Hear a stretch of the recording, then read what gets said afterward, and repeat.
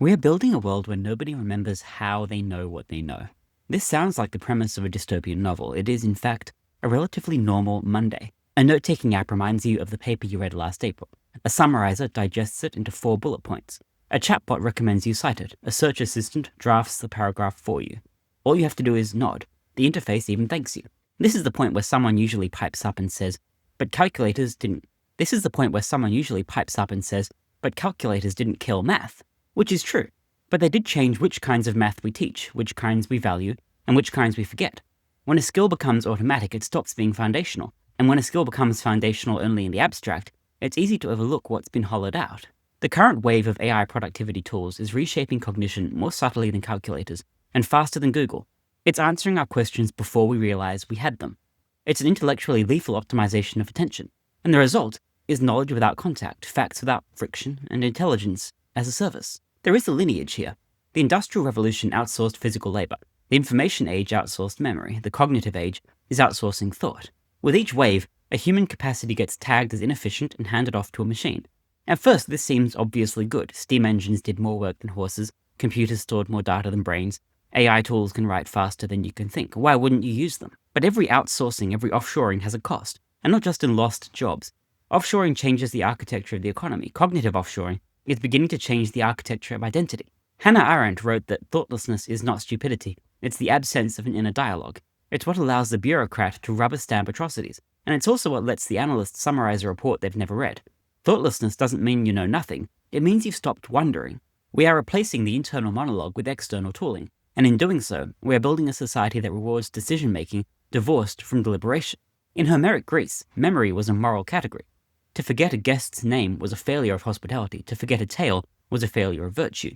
The muses were invoked to prevent this, not because people lacked books, per se, but because knowledge was alive. Today, we don't ask the muses for help, we ask Notion. And Notion answers, but it doesn't remember in the way memory used to function. It doesn't remind you when it matters. It doesn't bring context to bear unbidden. It doesn't knit the disparate events of your week into a coherent thread. It just returns what you've tagged. Memory is not recall, it's recursion.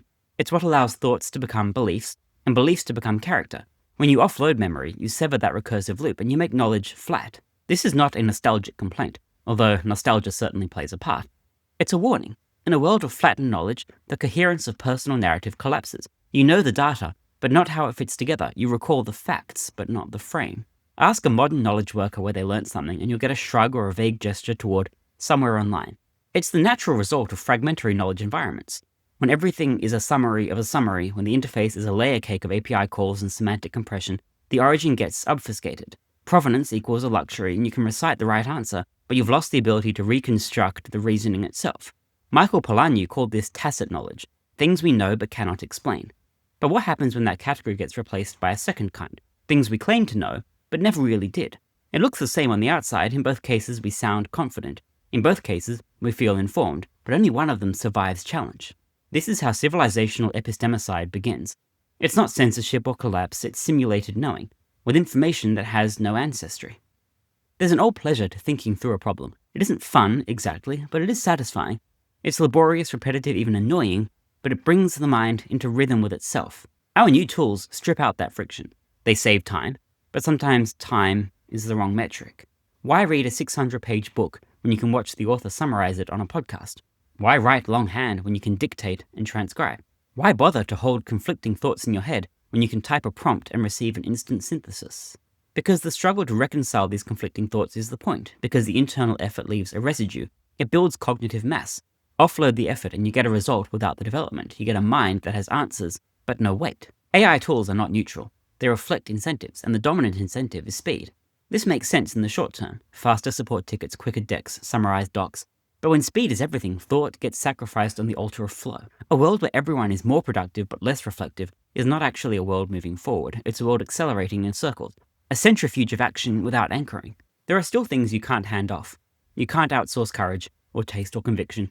You can't automate judgment. You can't webhook your way to wisdom. But these things only grow in contact with effort. With sitting in discomfort, with processing the messy middle.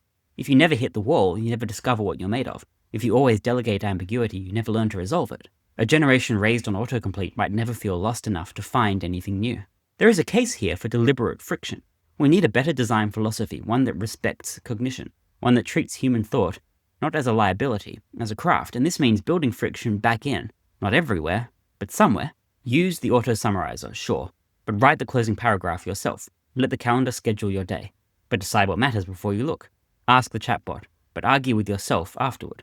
Restore dialogue. Make your knowledge traceable. Keep a commonplace book. Read sources in full. Ask where that number came from. Practice epistemic hygiene.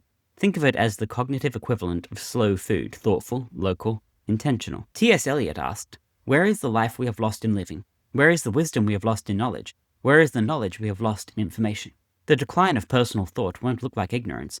It will look like hyper-efficiency, like always knowing the answer, but never quite remembering why you cared to ask.